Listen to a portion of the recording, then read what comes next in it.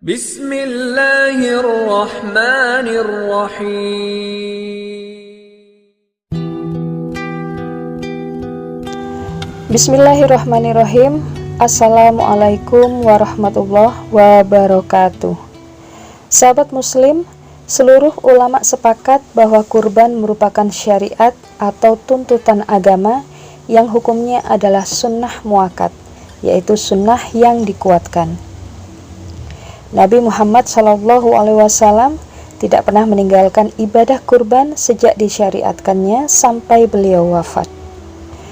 Berkurban sejatinya adalah media untuk mendekatkan diri kepada Allah Subhanahu wa Ta'ala.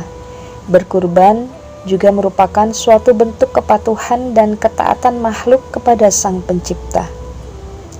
Mengenai pahala, jangan ragu untuk berkurban karena ganjaran berupa pahala yang didapatkan tidak dapat dihitung, bahkan menggunakan alat canggih sekalipun. Apa saja pahalanya? Yang pertama, derajat akan naik dimulai ketika membeli hewan kurban. Sahabat Ali radhiyallahu anhu mengatakan, barang siapa berangkat dari rumah hendak membeli hewan kurban, maka setiap langkahnya memperoleh 10 kebaikan dan dihilangkannya 10 keburukan, serta dinaikkan 10 derajat.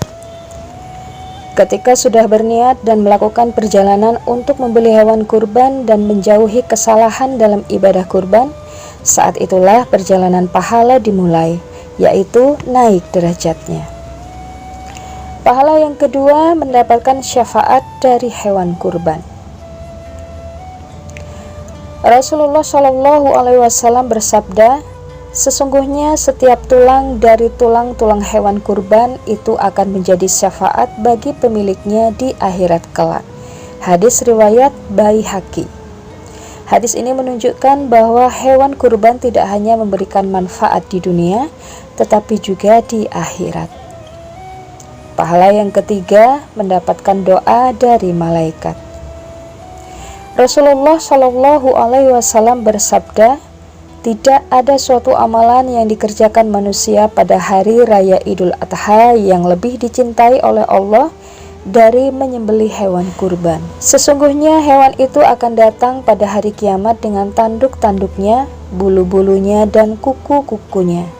Dan sesungguhnya malaikat berdiri di sisi Allah, memohonkan ampunan bagi orang-orang yang berkurban. Hadis riwayat Ibnu Majah. Pahala yang keempat, menyelamatkan dari bahaya dunia akhirat.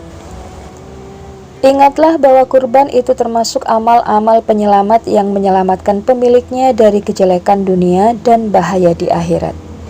Untuk orang yang berkurban karena Allah Subhanahu wa Ta'ala serta melakukan hal benar mengenai tata cara kurban Idul Adha, maka baginya akan dijauhkan dari bahaya dunia akhirat karena telah melakukan perintah Allah Ta'ala.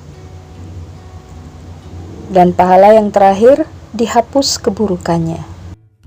Saat berkurban, maka Allah Subhanahu wa Ta'ala akan memberikan kebaikan dan menghapus keburukan. Hal itu dihitung dari setiap bulu hewan yang dikurbankan. Itulah pahala kurban saat Idul Adha sebagaimana yang tercantum dalam hadis Nabi. Begitu banyak keutamaan-keutamaan dari ibadah kurban ini, sehingga siapa saja yang melaksanakannya secara ikhlas dan bersungguh-sungguh pasti akan mendapatkan pahala dari Allah Subhanahu wa Ta'ala.